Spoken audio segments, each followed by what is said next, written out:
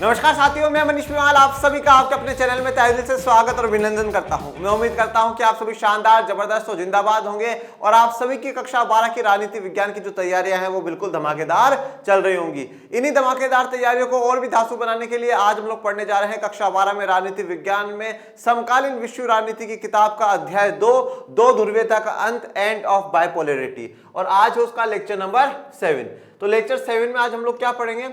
Last में हमने जान लिया था कि शॉक थेरेपी क्या है, ठीक है। जोरों का झटका कितने जोर से लगा आज वो जानेंगे, मतलब शॉक थेरेपी के परिणाम की चर्चा करेंगे, कॉन्सिक्वेंसेस ऑफ शॉक थेरेपी देखेंगे। चलिए शुरू करते हैं आज के लेक्चर को। शॉक थेरेपी के परिणाम, या जिसको कहा जाता है कॉन्सिक्वेंसेस ऑफ शॉक थेरेपी। क्या कहा जाएगा? Consequences of shock therapy. Consequences of shock therapy. सबसे पहले हम लोगों ने ये देखा था कि भैया किस प्रकार से सोवियत संघ का विघटन हुआ, फिर उस विघटन के क्या परिणाम रहे, ठीक है, कॉन्सिक्वेंसेस क्या रहे। फिर शॉक थेरेपी आई।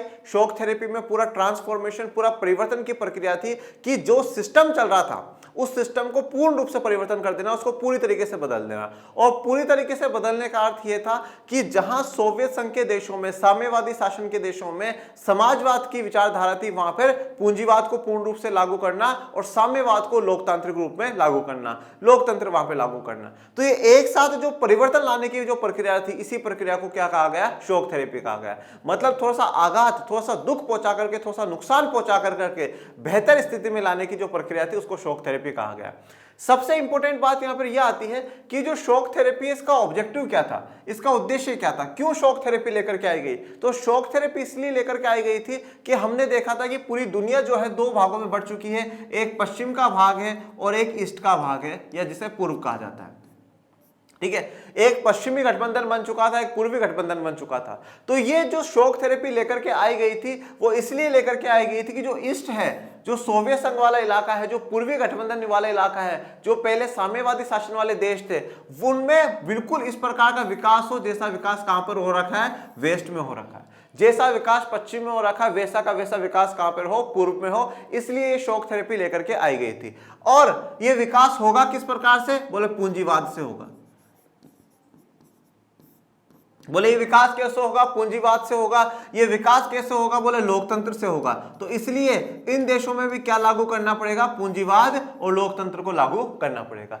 तो मतलब पूरी जो व्यवस्था है उन पूरी व्यवस्थाओं को बदल देना वो कहीं ना कहीं थोड़ा सा क्या होता है? दुखदायी होता है। और उस दुखदायी ने क्या पूर्वी गठबंधन के देशों को, क्या सोवियत संघ के देशों को आगे बढ़ने में मदद करी या गिराने में मदद करी, ये आज हम लोग जानेंगे। इस शॉक थेरेपी से कितना सोवियत संघ की कंट्रीज आगे बढ़ पाई और कितना वो पीछे चली गई, ये आज हम लोग जानेंगे। मैंने आप लोगों को स्टार्टिंग के लेक्चर्स में भी एक उदाहरण दिया था और मैंने यही बात आप लोगों को कही थी कि बच्चों अगर हम एक साथ कोई परिवर्तन लाना चाहेंगे तो वो थोड़ा सा क्या होता है? नुकसानदायक होता है, थोड़ा सा कठिन होता है, थोड़ा सा कठोर होता है। आज जैसे मान लीजिए कि कोई दिल का पेशेंट है और डॉक्टर ने कहा है कि आप थोड़ा घूमा करो 2 किलोमीटर, 3 किलोमीटर, 4 किलोमीटर। अब वो पेशेंट एक ही दिन से, पहले दिन से बोला आज से मैं 20 किलोमीटर दौड़ करके आऊंगा।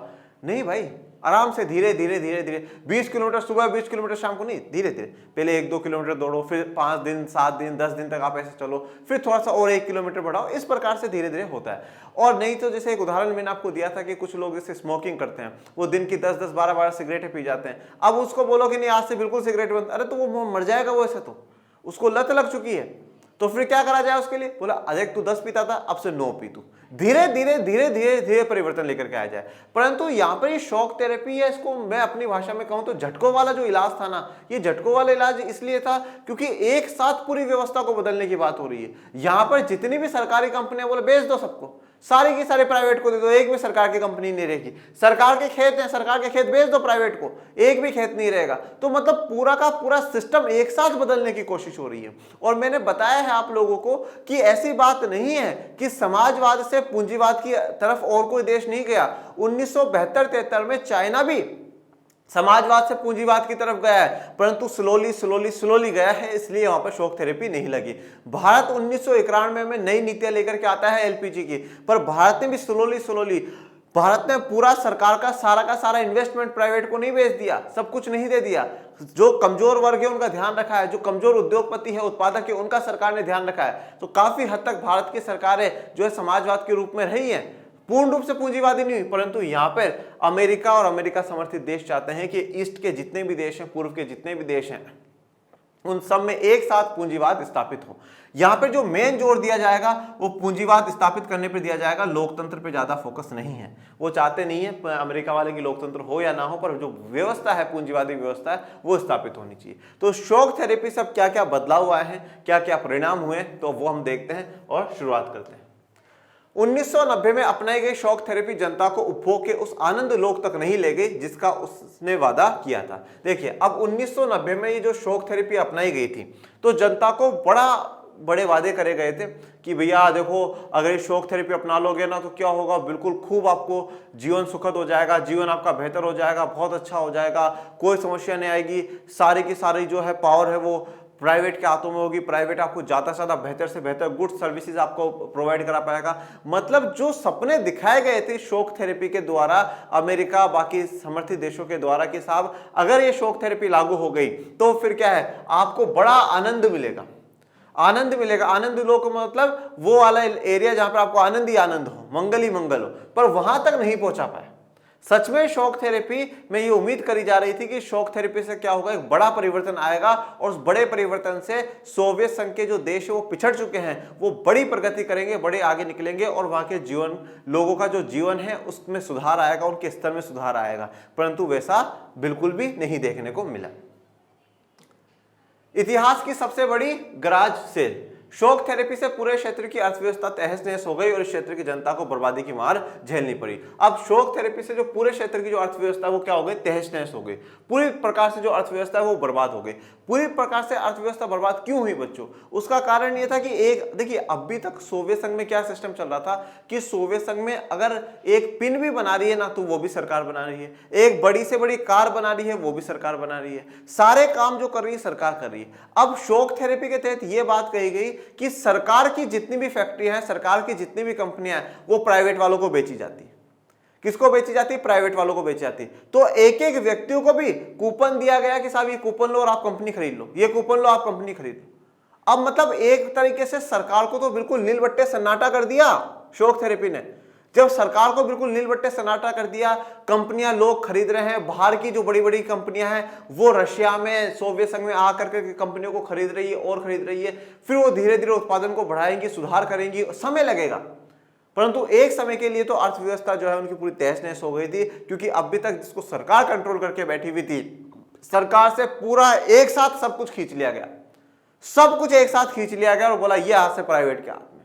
तो जब एक साथ परिवर्तन आता है ना, वो थोड़ा सा क्या होता है, दुखद होता है। ये चीज आप प्रकृति से भी सीखिए, नेचर से भी सीखिए। नेचर भी एक साथ नहीं बदलता। ऐसा नहीं है कि हाँ भाई 30 अक्टूबर तक तो भयंकर वाली गर्मी पड़ रही है, यूं पसीने ही गिर रहे हैं और 1 नवंबर से हमने बिल्कुल रजाई निकाल के ही ओढ़ना शुरू कर दिया। नहीं, क्या होता है, थोड़ा बहुत पहले गर्मी से रहेगी, फिर 1-2 थोड़ी सी बारिश शुरू होगी, फिर हल्की फुल्का थोड़ा सा उमस का सा मौसम होगा, फिर हल्की हल्की ठंड पड़ेगी, सुबह शाम की ठंड होगी, दिन की ठंड नहीं होगी, फिर ऐसी ठंड आएगी जिसमें पंखे चलेंगे पर हम लोग चादर ओढ़ लेंगे, फिर धीरे धीरे क्या होगा, पंखे बंद होंगे, फिर इतनी भयंकर ठंड आती है कि साहब अब रजाई की जरूरत है।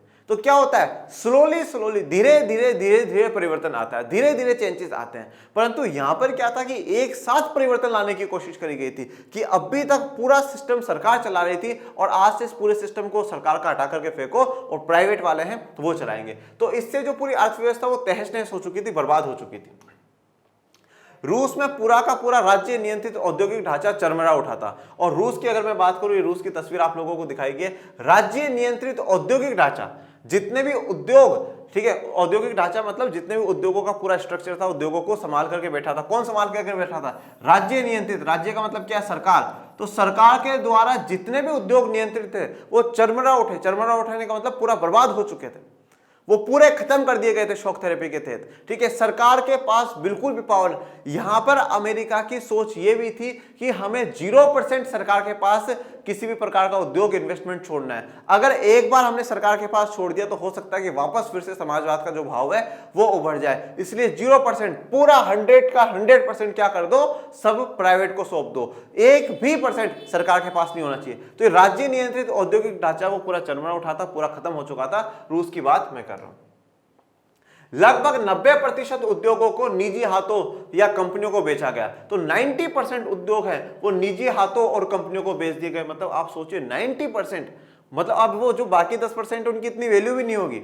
जो बाकी 90% जो इंपोर्टेंट सरकार की कंपनियां थी, सरकार के उद्योग थे, इंडस्ट्रीज थी, सबको बेच डाला, सबको प्राइवेट के हाथ में कर डाला। तो ये 90% जो उद्योग है वो किसके हाथों में चले गए? निजी हाथों के में चले गए। निजी हाथों की जो कंपनियां हैं उनको बेच दिया गया। अब ये कंपनियां हो सकती है कि उस देश में कोई लोग हैं वो खरीद ले, हो सकता है कि अमेरिका और अमेरिका के जो समर्थित देश थे वहां की कोई कंपनियां आकर के बोले हाँ से हम खरीदते हैं, आज से हम खरीदते हैं, हम चलाएंगे इस कंपनी को, हम चलाएंगे। तो पूरा का पूरा प्राइवेट सेक्टर के हाथ में सौंपने की तैयारी यहां पर थी।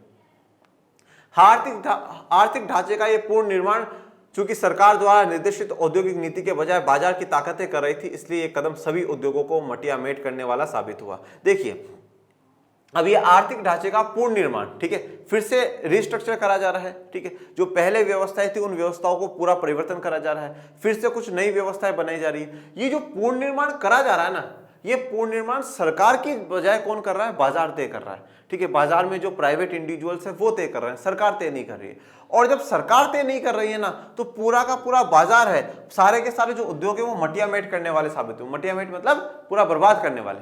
देखिए अब मैं फिर उदाहरण देता हूं कि जब 1972-73 में चाइना में बदलाव आया तो सरकार ने बदलाव करा। सरकार ने देखा कि हाँ भैया पहले यहां पर हमें थोड़ा सा चेंज करना चाहिए, इतना ही करेंगे बस, फिर थोड़ा सा इसमें और चेंज करना चाहिए, फिर थोड़ा सा इसमें और चेंज करना चाहिए। धीरे धीरे सरकार ने अपनी तरफ से कदम उठाए। ऐसे भारत में 1991 में हुआ।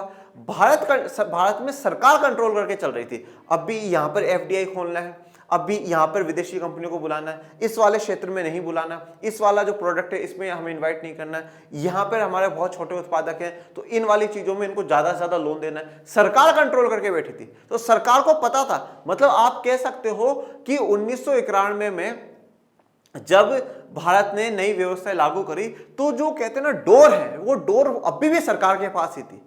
जैसे ही सरकार को लगा कि कहीं प्राइवेट कंपनी कुछ ज्यादा ही अपनी इंटेलिजेंस दिखा रही है, मजदूरों का शोषण कर रही है, गरीबों को लूटने की कोशिश कर रही है, फटाक अपनी क्या है डोर को खींच लिया और कम कर दिया, चलो भगो यहां से, आपको अलाउड नहीं है भारत में इन्वेस्टमेंट करने, चलो भग जाओ, ठीक है। तो सरकार के हाथ में कंट्रोल था। सरकार को जैसे ही पता चला अच्छा आप गरीब हो, आपको उत्पादन करना नहीं हो पा रहा है, हम पैसे देते, ये लो बैंक से लोन लो और आप पैसे लगाओ, हम पैसा चुकाएंगे आपको। तो सरकार कहीं ना कहीं कंट्रोल कर रही थी, वो सबके लिए वो बेनिफिशियल हुआ।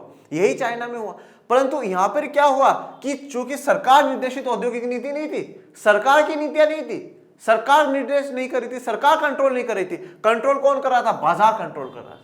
बाजार में कौन है? हाँ इस कंपनी की डिमांड मेरी है, चलो मुझे दे दो, इसकी मुझे दे दो, ये मुझे दे दो। लोग खरीद रहे, अपनी इच्छा से सब कुछ चल रहा है। और जब अपनी इच्छा से सब कुछ चल रहा है, अनकंट्रोल्ड आप कह सकते हैं, कोई कंट्रोल नहीं था, कोई नियंत्रण नहीं था, सब कुछ अपने हिसाब से चल रहा है। तो इसी के कारण सभी उद्योगों के लिए मटियामेट करने वाला साबित हुआ। सारे के सारे उद्योग बिल्कुल बर्बाद हो चुके थे, सारी की सारी इंडस्ट्री जो है वो बर्बाद हो चुकी थी।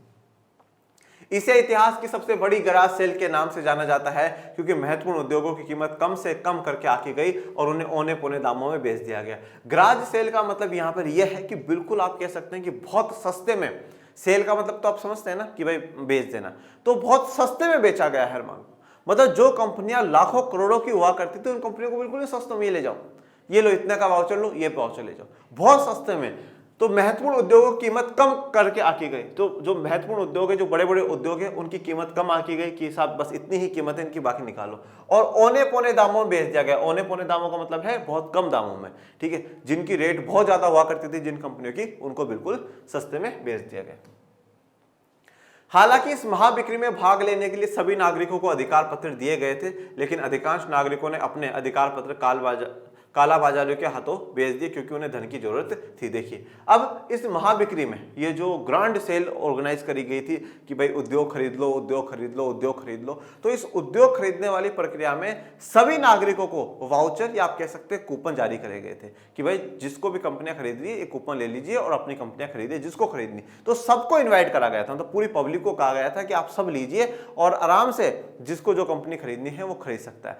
सबको वाउचर दिया गया था। परंतु अब उस समय क्या था कि बहुत ज्यादा महंगाई हो चुकी थी, क्योंकि सरकार कंट्रोल कर नहीं रही है, ठीक है, कोई अपने हिसाब से चल रहा है, कोई किसी चीज को कैसे बेच रहा है, कोई कितना बेच रहा है, बहुत ज्यादा महंगाई हो गई थी। तो लोगों को खाने पीने के लिए, अपनी आवश्यकताओं को पूरा करने के लिए, अपनी जो मूलभूत जरूरतें हैं उनको पूरा करने के लिए पैसों की आवश्यकता थी। तो अब जैसे उनके पास कोई वाउचर था कि इस कंपनी को खरीदने का अपने पास वाउचर है, तो उन्होंने क्या करा, कोई बड़ी कंपनी, कोई बाहर की कंपनी आ रही है, उसको बोला साहब ये वाउचर आप लो मेरा, और आप मुझे पैसे दे दो, थोड़े बहुत दे दो, बाकी आप खरीदते रहो, कंपनी में मुझे नहीं खरीदनी। तो इस प्रकार से है कि इस महाबिक्री में सभी नागरिकों को अधिकार पत्र या जो कूपन है जिससे आप कंपनी खरीदेंगे वो तो दिया गया है, पर अधिकांश नागरिकों ने कालाबाजारियों के हाथों में मतलब क्या है, जैसे कोई बड़ी कंपनी है, बाहर की कंपनी, उसने बोला अरे भाई ये पकड़ 500 का है ये कूपन, 500 नहीं 1000 रुपए ले तू और ये कूपन हमें दे, और फिर हम उस कूपन को दिखा करके हम कंपनी में बोली लगा देंगे। कालाबाजारियों का हाथ बेच दिया क्योंकि लोगों को धन की जरूरत थी। फिर दूसरा है, तो पहला तो सबसे बड़ी ग्रास सेल इसको कहा जाता है, क्यों कहा जाता है वो आपको क्लियर हुई। दूसरी, रूसी मुद्रा रूबल के मूल्य में गिरावट, ठीक है, जो रूबल है उसमें गिरावट आ गई।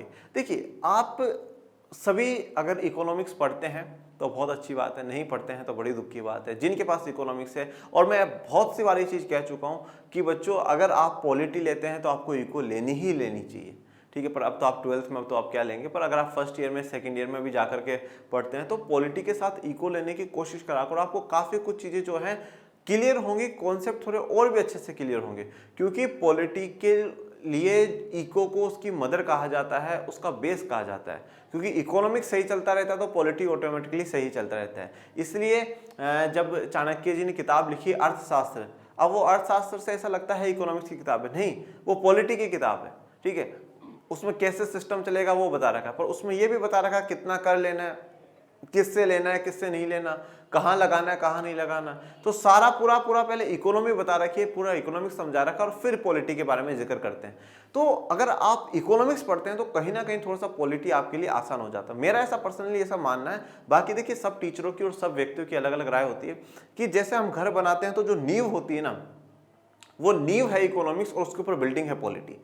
अगर इकोनॉमिक्स मजबूत है तो पॉलिटी ऑटोमेटिकली आपकी मजबूत हो ही जाती है, ऐसा मेरा पर्सनली मानना है। अब देखिए क्या होता है कि जब इकोनॉमिक्स आप पढ़ते हैं तो आपको पता होगा कि आपने सुना होगा कि भारत का रुपया गिर रहा है, ठीक है, वहां की जो करेंसी है वो गिर रही है। गिरने का मतलब ये हो रहा है कि उस करेंसी की जो वैल्यू है वो बहुत डाउन जा रही है। जैसे मैं कहूं कि आज $1 के रुपए में भारत को 80 रुपए देने पड़ते हैं, $1 बराबर 80 रुपए, ठीक है। अब मैं कल को कहूं कि भैया $1 70 रुपए हो जाए, तो ये भारत का रुपया गिर रहा है या क्या हो रहा है? आप 10 सेकंड का टाइम लीजिए आराम से और आप मुझे बताइए कि यहाँ पर क्या भारत का रुपया गिर रहा है या मजबूत हो रहा है। 10 सेकंड का टाइम है, ठीक है, कि भारत का रुपया गिर रहा है या मजबूत हो रहा है। तो देखिए अब आपका जो भी जवाब हो, पर यहां पर भारत का रुपया मजबूत हो रहा है, भारत का रुपया मजबूत हो रहा है। और अगर मैं ये कहूं कि $1 अब 85 रुपये हो गया है, तो आप क्या कहेंगे? ये भारत का रुपया गिर रहा है, भारत के रुपए की वैल्यू गिर रही है। वैल्यू क्यों गिर रही है? क्योंकि अब पहले $1 के लिए आपको 80 चुकाना पड़ रहा था, अब आपको 85 चुकाना पड़ रहा है, मतलब आपको ज्यादा चुकाना पड़ रहा है। अब आपको ज्यादा चुकाना पड़ रहा है, मतलब आपकी वैल्यू कम है। और यहाँ पर $1 के 70 चुकाने पड़ रहे हैं, मतलब अब आपकी वैल्यू थोड़ी सी ज्यादा है, कम पैसे चुकाने पड़ रहे हैं। आज एक छोटा सा उदाहरण मैं आपको देता हूँ। जैसे मान लीजिए कि कोई व्यक्ति गया, उसको बोला कि साहब आप है ना फंक्शन में आना और 6 घंटे वेट करके जाना फंक्शन। एक कोई आया, 10 मिनट आया, नमस्कार नमस्कार नमस्कार नमस्कार नमस्कार। अब आप बताओ कि किसकी वैल्यू ज्यादा है? बिल्कुल जो 10-15 मिनट आया, हाँ उसको बुलाया, स्पीच दी, वो चले गए। क्यों? हो सकता है उनका टाइम ज्यादा इंपॉर्टेंट हो। कम समय दिया मतलब वैल्यू ज्यादा है, ठीक है, कम समय दोगे वैल्यू ज्यादा रहेगी, हमेशा ये बात ध्यान रखना। तो इसी प्रकार से यहाँ पे कम पेमेंट करोगे तो वैल्यू ज्यादा है, ज्यादा पेमेंट है मतलब कम वैल्यू। तो यहाँ पर भी जो रूस की मुद्रा है रूबल, क्या कहा गया है? रूबल। रूबल ही लिखना। कुछ बच्चे इतने इंटेलिजेंट होते हैं रूपल लिख करके आ जाते हैं, ठीक है ना, पता नहीं उनको कौन सी रूपल नजर आ रही है ठीक है ना, तो रूबल ही लिख करके आना। तो जो मुद्रा है रूसी मुद्रा है रूबल, याद करने में भी आसानी है, रूसी रूबल। तो रूस की जो मुद्रा है रूबल, उसके मूल्य में गिरावट आ गई, मतलब वो यूं बढ़ रही थी जैसे 80, 85, 90 इस प्रकार से। रूसी मुद्रा रूबल के मूल्य में नाटकीय ढंग से गिरावट आई। अब यहाँ पे फिर गिरावट शब्द क्यों है? क्योंकि इसकी वैल्यू कम होती जा रही है ना, इसकी जो वैल्यू है वो वैल्यू कम हो रही है, वैल्यू में गिरावट आ रही है, उसकी जो कीमत है उस कीमत में गिरावट देखने को मिल रही। मुद्रास्फीति इतनी ज्यादा बढ़ी कि लोगों की जमा पूंजी जाती रही। मुद्रास्फीति का मतलब होता है इन्फ्लेशन। मुद्रास्फीति का मतलब होता है इन्फ्लेशन, और अपनी आम भाषा में कहूं तो महंगाई। अब जो सही है, ठीक है, जो सही शब्द होता है वो तो मुद्रास्फीति होता है, ठीक है, इन्फ्लेशन की महंगाई बढ़ जाना। और महंगाई बढ़ जाने का मतलब क्या है कि हर वस्तु की जो प्राइस है, कीमत है, वो बढ़ जाती है। तो महंगाई इतनी ज्यादा बढ़ चुकी थी कि जो लोगों की जमा पूंजी थी वो जाती रही, मतलब लोगों की जमा पूंजी, लोगों ने जो पैसा जमा करके रख रखा था, धीरे धीरे वो खर्च होता रहा। अब इतना ज्यादा इन्फ्लेशन हुई कि लोगों ने इतने दिनों तक पैसा स्टोर करके रखा था, अब उनको निकाल करके देना पड़ रहा, क्योंकि लोगों को रोजगार, काम धंधा कुछ मिल नहीं रहा, क्योंकि कंपनियों की सेल चल रही है, कंपनियां फिर से शुरू होंगी, प्रोडक्शन होगा, लोगों को धीरे धीरे रोजगार मिलेगा। पर महंगाई बिल्कुल अपने चरम स्तर पे थी, क्योंकि डिमांड बहुत ज्यादा थी पर सप्लाई इतनी हो नहीं रही थी। तो इसलिए लोगों ने क्या करा कि जो प्रोड्यूसर्स हैं, जितना भी उत्पादन हो रहा था उस उत्पादन में कीमतें बढ़ा दी, महंगाई खूब बढ़ गई, और आम जनता को अपनी सारी की सारी सेविंग्स, अपनी सारी की सारी बचत निकाल करके निकालनी पड़ी, जिससे कि इनकी जो स्थिति है वो और भी बेकार हो जाती है। तस्वीर करेंसी की। रूस में कुल 1,500 बैंक और अन्य वित्तीय संस्थान थे, जिनमें से लगभग आधे शॉक थेरेपी के परिणाम स्वरूप दिवालिया हो गए। दिवालिया का मतलब होता है, इंग्लिश में इसको कहा जाता है इंसॉल्वेंट। इंसॉल्वेंट या दिवालिया का मतलब होता है बच्चों, जब वो बैंक या कोई भी व्यक्ति पेमेंट करने में असक्षम हो जाता है, वो दिवालिया है। मतलब अब उसके पास नहीं है, भैया हाथ जोड़ लिए। आज कोई व्यक्ति है, उसको कोर्ट उसको दिवालिया घोषित कर देता है कि साहब आज से दिवालिया घोषित, मतलब अब इसके पास नहीं है, इसका पैसा नहीं है, और कोई व्यक्ति इससे ना मांगे और ना अब इसको दे। तो मतलब आप ये सोचिए कि 1,500 बैंक और अन्य वित्तीय संस्था, ठीक है, अन्य वित्तीय संस्थान मतलब जो लोन देने का काम करती है, तो बैंक और अन्य ऐसी वित्तीय संस्थान है, इन 1,500 में से लगभग आधे, मतलब 750-800 बैंक ऐसे हैं जो कि शॉक थेरेपी के परिणाम के स्वरूप दिवालिया घोषित हो गए। मतलब पूरा दिवालिया निकल चुका था, उनके पास सब कुछ भी नहीं बचा, सब कुछ खत्म हो चुका। क्यों? अब ऐसा क्यों हुआ बैंकों के साथ? ऐसा क्यों हुआ? क्योंकि बैंकों का भी जो पूरा स्ट्रक्चर है, कौन संभाल करके बैठी थी? सरकार संभाल करके बैठी थी। सरकार की ही कंपनियों को लोन दे रहे थे यहाँ के बैंक, ठीक है, और फिर वहीं से सरकार के पास से वापस पैसा आया करता था। अब सरकार का ही पूरा सिस्टम ध्वस्त कर दिया, तो बैंकों को तो ध्वस्त होना ही था ना भैया, वो तो ध्वस्त होना तय था, क्योंकि वो तो खुद सरकार के ऊपर टिके हुए थे, सरकार के ऊपर टिके हुए थे, तो वो भी डाउन हो गए। रूस के इस दूसरे सबसे बड़े बैंक इनकॉम के दिवालिया होने से ग्राहकों के अलावा 10,000 कंपनियों, शेयर धारकों की जमा पूंजी भी डूब गई। रूस का दूसरा सबसे बड़ा बैंक है इनकॉम। ये नाम याद रखिएगा, क्योंकि एमसीक्यू में पूछ लिया जा सकता है कि रूस का दूसरा सबसे बड़ा बैंक कौन सा है। अब आप बोलोगे सर हमें क्या मतलब, हम क्यों याद रखें? तो भैया एमसीक्यू में पूछ लिया जाएगा। रूस के दूसरा जो सबसे बड़ा बैंक है इनकॉम, उसके दिवालिया होने से जो ग्राहक है, उसके जो कस्टमर्स है वो, और उसके अलावा 10,000 कंपनी, बेटा कितनी? 10,000 कंपनी और शेयर धारकों की जो जमा पूंजी वो डूब चुकी थी। 10,000 जो कंपनियां हैं जिनका पैसा वहां पर था, वो सारा का सारा डूब चुका था। जो शेयर धारक का मतलब क्या होता है? इसको इंग्लिश में शेयर होल्डर कहा जाता है बेटा, शेयर होल्डर कहा जाता है। देखो क्या होता है, जैसे मान लीजिए एक एक्स कंपनी है, कौन है? एक ये एक्स कंपनी है। अब इस कंपनी को जैसे मान लीजिए कि पैसों की जरूरत है, ठीक है, पैसों की जरूरत है क्योंकि इन्वेस्टमेंट करना होता है और होता है, तो ये पैसे 2-3 प्रकार से ले सकती है। एक तो ये लोग क्या है, बॉन्ड जारी करते हैं। क्या जारी करते हैं? बॉन्ड जारी करते हैं। और एक ये जारी करते हैं, शेयर जारी करते हैं। देखो बॉन्ड में क्या है, बॉन्ड में एक प्रकार का उधार है। ये कह देते हैं कि भैया ये 1,000 रुपए का बॉन्ड है और इस 1,000 रुपए के बॉन्ड पर हम आपको 10% ब्याज देंगे, मतलब 1 साल के बाद हम आपको 100 रुपए एक्स्ट्रा देंगे, मतलब 1,000 तो वो है ही और 100 और है, 1,100 रुपए हम आपको लौटा देंगे। तो ये बॉन्ड होता है। शेयर में क्या होता है? शेयर में बोल दिया गया भाई 1% शेयर, 1% शेयर की इतनी कीमत है। मतलब क्या है, अगर आपने शेयर खरीद लिए बेटा, शेयर खरीदने का मतलब है कि आप उस कंपनी के मालिक बन गए, जितना हिस्सा आपका है उतने आप उस कंपनी के मालिक बन गए, हर फैसलों में आपकी भागीदारी होगी और होगा। तो शेयर धारक का मतलब है कि जो कंपनियां थी, जिन लोगों ने उसमें पैसा लगा रहा था, जो उस कंपनी के मालिक थे, शेयर होल्डर्स थे, उनकी भी सारी की सारी जो जमा पूंजी है वो भी डूब चुकी थी। आप ये देखिए कि अर्थव्यवस्था पे किस प्रकार का संकट आया है। उस अर्थव्यवस्था पर संकट आया है जो कि पूरे विश्व में अमेरिका के बाद सबसे बेहतर अर्थव्यवस्था मानी जाती थी। उस अर्थव्यवस्था पर संकट आया है जब पूरी महामंदी में पूरी दुनिया टाइट हो चुकी थी, पूरी दुनिया की स्थिति खराब हो चुकी थी, परंतु इस सोवियत संघ की स्थिति खराब नहीं होती है। ऐसी अर्थव्यवस्था पर संकट आया और वो संकट ऐसा आया कि इनको ले डूबा, पूरी तरीके से इनकी स्थिति खराब कर दी।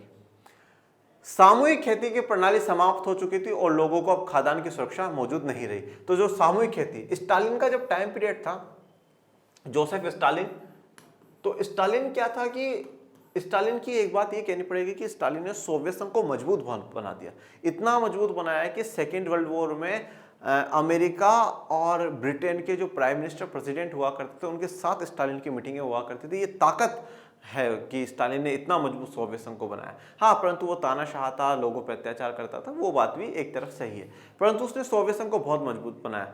अब जब स्टालिन ने गद्दी संभाली थी तो काफी समस्याएं थी, और उन समस्याओं में एक ये भी था कि खादान की समस्या थी। तो उसने ये करा कि उसने बोला कि सामूहिक खेत हो, जैसे ये मान लीजिए कि ये एक किसान का, ये एक किसान का, ये एक किसान का, बोले इन सबको जोड़ दो, इन सब पर जोड़ दो, सरकार जो कह रही है वो खेती करो। तो पूरे सामूहिक खेत थे, और इन सामूहिक खेतों का जो कंट्रोल था वो पूरा का पूरा सरकार, गवर्नमेंट के हाथ में था। अभी जो सामूहिक खेत की जो प्रणाली थी, ये जो सिस्टम था, इसको पूरी तरीके से क्या कर दिया गया, समाप्त कर दिया गया, और लोगों को खाद्यान्न की सुरक्षा मौजूद नहीं रही। तो अब जो सामूहिक खेती से तो क्या था कि इतना उगाया और सरकार के भंडारों में पड़ा है, अच्छा गरीबों के पास नहीं है, गरीबों के पास ले जाओ, इनके पास भी नहीं, इनको बांट दो। परंतु अब खाद्यान्न भी नहीं रहा लोगों के पास, क्योंकि सामूहिक खेती पूरी खत्म हो चुकी थी। बोला प्राइवेट इंडिविजुअल्स को देंगे और देंगे, बांटने में उसमें चला गया, तो भैया लोगों के पास खाने पीने का भी सामान अब नहीं बचा। रूस ने खाद्यान्न का आयात करना शुरू किया। अब रूस ने जो खाने पीने का सामान है वो आयात करना शुरू कर दिया। सन 1999 में 1999 में वास्तविक सकल घरेलू उत्पाद 1989 की तुलना में कहीं नीचे थी। अब देखिए जो जीडीपी है, ग्रोस डोमेस्टिक प्रोडक्ट, ठीक है, जो आपके देश के अंदर जो इतना उत्पादन हो रहा है, ठीक है, वो टोटल उत्पादन को दर्शाती जीडीपी 1999 में इतनी जीडीपी थी कि वो 1989 की से भी नीचे थी। ठीक है, मतलब 1989 में, मतलब 1999 में 1999 में जो जीडीपी है वो 89 की जीडीपी से भी नीचे है। मतलब आप सोचो कि जो रूस है वो 10 साल पीछे जा चुका है। ये स्थिति करी है शॉक थेरेपी ने। 1999 में रूस जब खड़ा होकर के देखता तो वो देखता अरे यार बहुत पीछे ले गए। मतलब कहा जाता शॉक थेरेपी से जीडीपी बढ़ेगी, उत्पादन बढ़ेगा, लोगों को सुख सुविधाएं मिलेगी, कुछ भी ऐसा नहीं हुआ, कुछ भी ऐसा नहीं हुआ।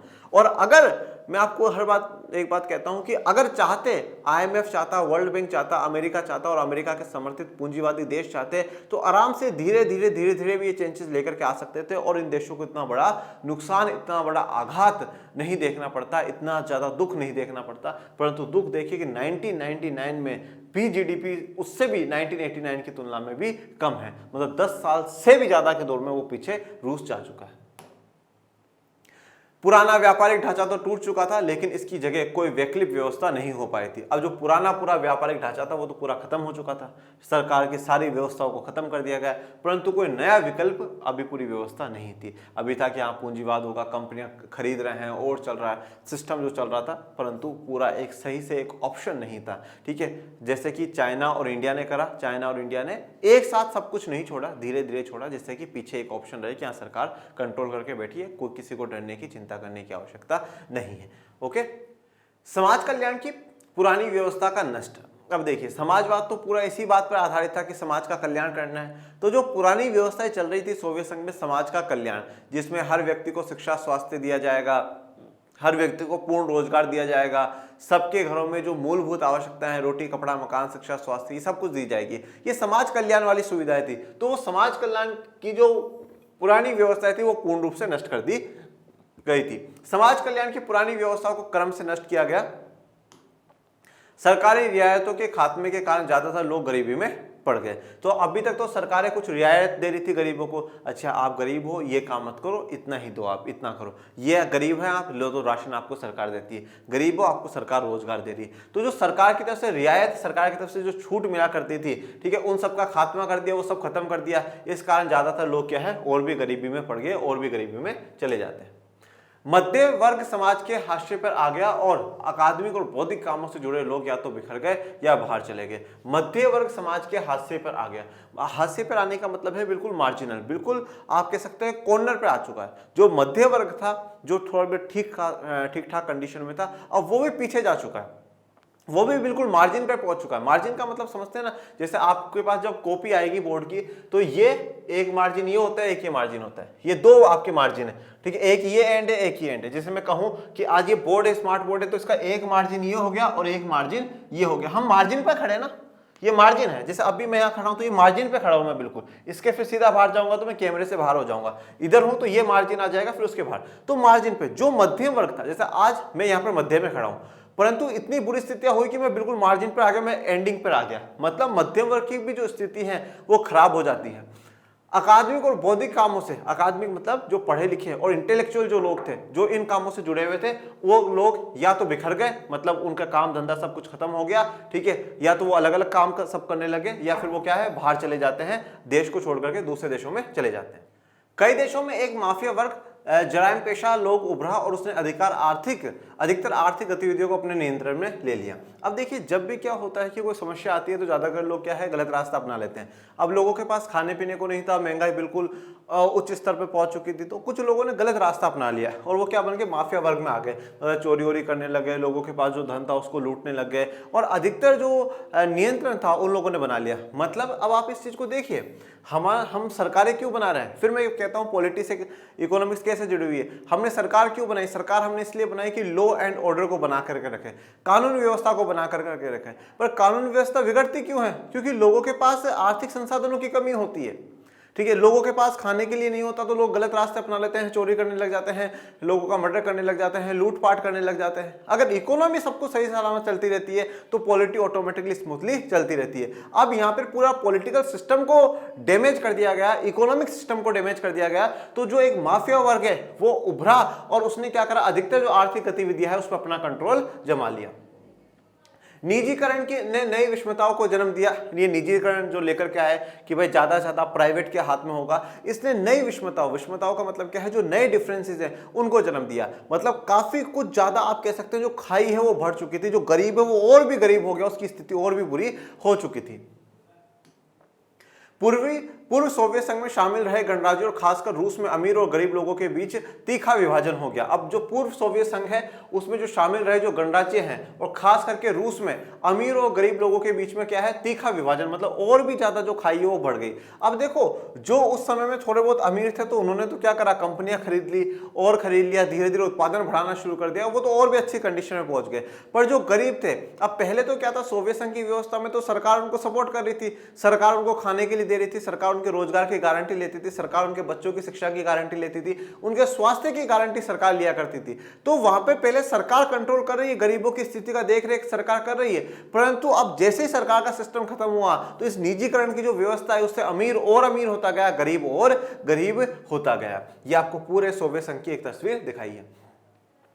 पहले की व्यवस्थाओं के विपरीत अब धनी और निर्धन लोगों के बीच बहुत गहरी आर्थिक असमानता थी। अब पहली व्यवस्था के विपरीत, पहले व्यवस्था क्या थी कि गरीब और अमीर के बीच में कोई असमानता नहीं है। जो गरीब था उसका सरकार बल्कि विशेष ध्यान रख रही थी, सरकार उसको अमीर के बराबर में पहुंचाने की कोशिश कर रही थी। परंतु अब क्या था, जो धनी है जिनके पास खूब धन है और जो निर्धन है जिनके पास धन नहीं है, ऐसे लोगों के बीच बहुत ज्यादा गहरी आर्थिक असमानता हम लोगों को देखने को मिलती है। मतलब अमीर के पास बहुत पैसा है और गरीब के पास जो मूलभूत आवश्यकता मिलनी चाहिए वो भी नहीं मिलती। तो ये दिखाया जैसे ये रिच है और ये पुअर है, ठीक है, अमीर और गरीब की तस्वीर आपको दर्शाएगी। अब बात करते हैं लोकतांत्रिक परिणाम की या डेमोक्रेटिक जो रिजल्ट्स है उनकी। देखिए, मैंने आपको कहा ना कि यहाँ पे पूरी व्यवस्था को परिवर्तन करने की बात चल रही है, ठीक है, आर्थिक और राजनीतिक दोनों जो परिणाम है वो चेंज करने की बात यहाँ पे हो रही है।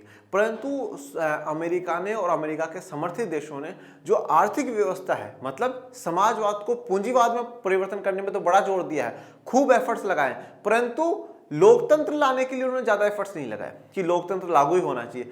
वो देशों पे छोड़ दिया, आप जैसी व्यवस्था चाहते हो, आप साम्यवाद रखो, कुछ भी रखो, पर लोकतंत्र ले आओ तो बहुत अच्छी बात है, नहीं तो नहीं।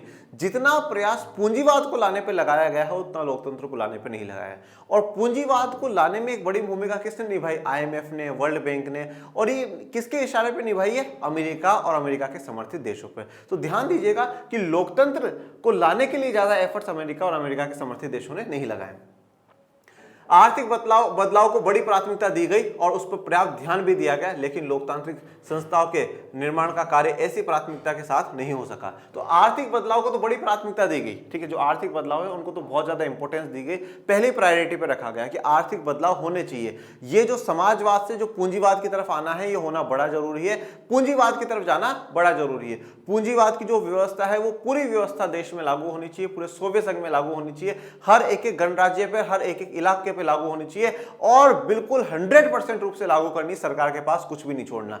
तो आर्थिक जो बदलाव है उसमें तो बड़ी प्राथमिकता दी गई है, बड़े इंटरेस्ट के साथ आईएमएफ ने, वर्ल्ड बैंक ने, अमेरिका ने अपना रोल दिखाया है, परंतु लोकतांत्रिक संस्थाओं का निर्माण के कार्य पे कोई बड़ा महत्वपूर्ण योगदान नहीं दिया। अब लोकतांत्रिक संस्थाओं का मतलब क्या है कि विधायिका हो, वहां पर एक कानून की व्यवस्था हो, कार्यपालिका हो मतलब वहां पे सरकार एक बने और जो सरकार बने वो लोगों द्वारा निर्वाचित हो, न्यायपालिका हो और स्वतंत्र न्यायपालिका हो, ये बड़ा इंपॉर्टेंट है, न्यायपालिका होनी चाहिए और स्वतंत्र न्यायपालिका होनी चाहिए, चुनाव कराने के लिए एक निर्वाचन आयोग हो,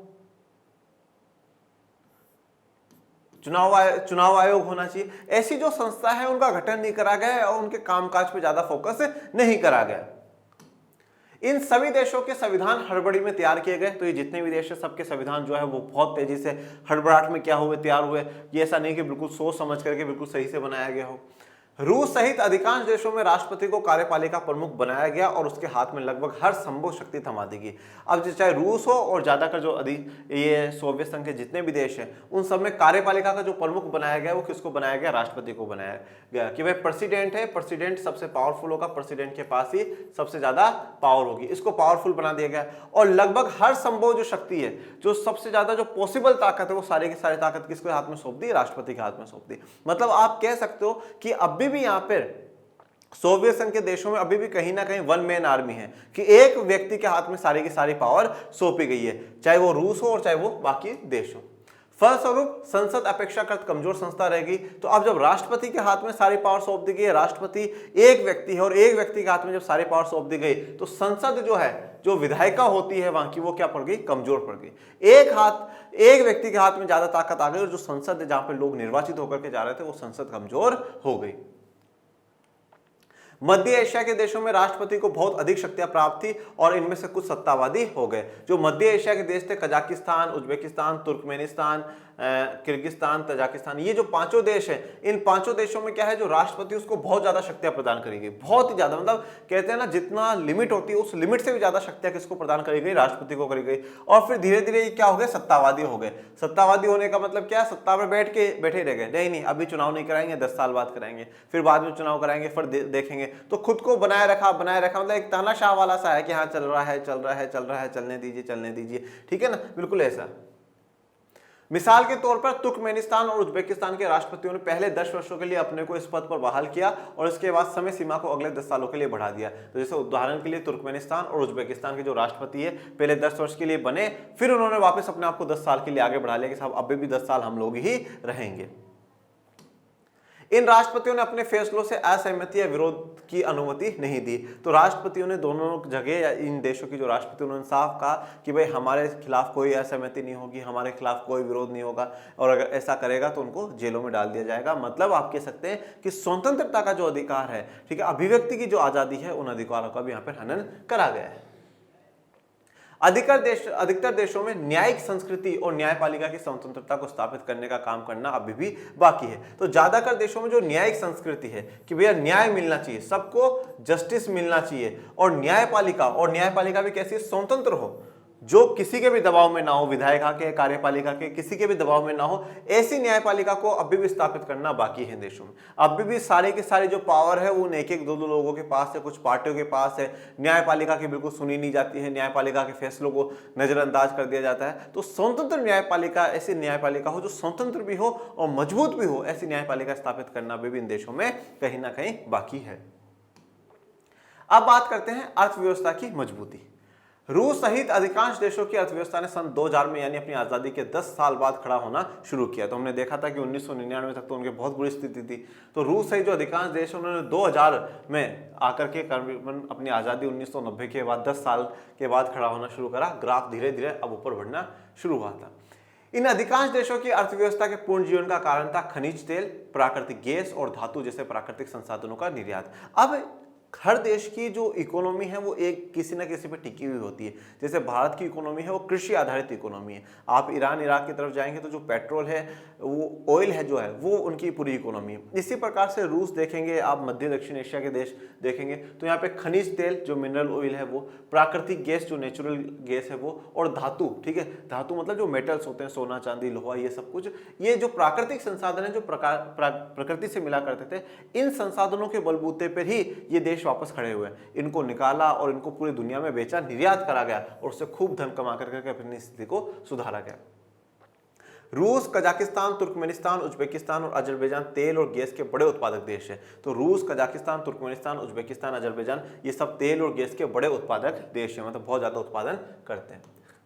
बाकी देशों को अपने क्षेत्र से तेल की पाइपलाइन गुजरने के कारण फायदा हुआ, इस एवज में इन्हें किराया मिलता था। तो अब बाकी जो देश हैं तो उनके बीच में से अगर पाइपलाइन निकाली जा रही है कि भाई यहाँ से हम आपके तेल भेजेंगे और इस वाले एरिया में दूसरा देश पड़ रहा है, तो इनको बोला हम पाइपलाइन डाल रहे हैं तो आपको यहाँ पे जितनी पाइपलाइन आपके देश में आ रही है उसका हम आपको क्या दे देंगे, किराया दे देंगे। तो इनको भी क्या हो गया, फायदा हो गया। एक हद तक विनिर्माण का काम फिर शुरू हुआ। तो अब धीरे धीरे फिर से क्या हुआ, विनिर्माण का काम शुरू हुआ। तो अगर शॉक थेरेपी का निष्कर्ष हम लोग निकालें तो निष्कर्ष यही है कि एक बार तो आर्थिक रूप में तो पूर्ण रूप से बिखर दिया, पूरी तरीके से तोड़ दिया सोवियत संघ को। सोवियत संघ को मतलब कहते हैं ना कि घुटनों के बल लेकर के आ गया एक बार अमेरिका, बिल्कुल नीचे ही गिरा दिया। पर धीरे धीरे फिर उन्होंने खड़ा होना शुरू करा है और फिर धीरे धीरे आगे बढ़ना शुरू करा है। अगर जितनी व्यवस्थाएं पूंजीवादी बनाने पे लगाई गई थी, अगर अमेरिका और अमेरिका समर्थित देश इन देशों में लोकतंत्र को स्थापित करने पे लगाते तो शायद थोड़ा और भी अच्छा होता। पूंजीवाद में यह है कि धीरे धीरे बदलाव लाने की कोशिश होनी चाहिए थी, परंतु जो सही गलत है उस पर अपन उस डिबेट को छोड़ते हैं। बाकी शॉक थेरेपी ये थी, ठीक है। और वो तो आपने सुना ही होगा कि जोरों का झटका जोरों से लगा। तो ये जो सोवियत संघ के देश है इनको सच में शॉक थेरेपी का झटका जोर से ही लगा, सच में ही भयंकर वाला जोर से झटका लगा। हजारों लाखों लोग गरीबी रेखा से नीचे चले गए, उनकी स्थितियां बुरी हो गई, महंगाई बढ़ चुकी थी, लाखों लोग दिवालिया घोषित हो चुके थे, कंपनियां बिल्कुल ताले लग चुके थे, प्रोडक्शन बिल्कुल बंद हो चुका था, सरकार पूरी धाराशायी हो चुकी थी, पूरी खत्म हो चुकी थी। ये जो हालात हुए ना, और इन हालातों के हिसाब से हम देखें तो कहीं ना कहीं मिखाइल गोर्बेचोव को ये करना चाहिए था कि वो स्लोली खुद चेंजेस लेकर के आता, पूरा मार्केट पे नहीं छोड़ता। 1985 में बना तो धीरे धीरे परिवर्तन लेकर के आता, एक दो कंपनियां प्राइवेट को सौंपता, जैसा इंडिया और चाइना ने करा है। धीरे धीरे बदलाव लेकर के आए, वैसे बदलाव करते तो शायद बेहतर होता, और अगर ऐसा होता तो शायद हमें शॉक थेरेपी आज ना पढ़नी पड़ती। चलिए, जैसा भी हो, हमें तो हमारे एग्जाम का ध्यान रखना है। एग्जाम में शॉक थेरेपी का जो क्वेश्चन है वो जरूर बन सकता है, पूछा जा सकता है शॉक थेरेपी क्या है, शॉक थेरेपी के परिणाम क्या है। 4 मार्क्स में 5 मार्क्स में आराम से सवाल पूछे जा सकते हैं। शॉक थेरेपी क्या है 1 मार्क्स में भी पूछा जा सकता है। 2 मार्क्स के क्वेश्चन में बन सकता है कि शॉक थेरेपी के परिणाम बता दीजिए, 2-3 परिणामों को आप बता दीजिएगा। तो ये सब शॉक थेरेपी का था, और आपको कोई डाउट, कोई समस्या हो तो आप कमेंट बॉक्स में मेंशन करिएगा। और आज का लेक्चर आपको कैसा लगा ये भी जरूर बताइएगा। और मेरे प्यारे विद्यार्थियों, पढ़ते रहिए, आगे बढ़ते रहिए। मिलेंगे नेक्स्ट लेक्चर में, तब तक के लिए थैंक यू सो मच। जय हिंद, जय भारत।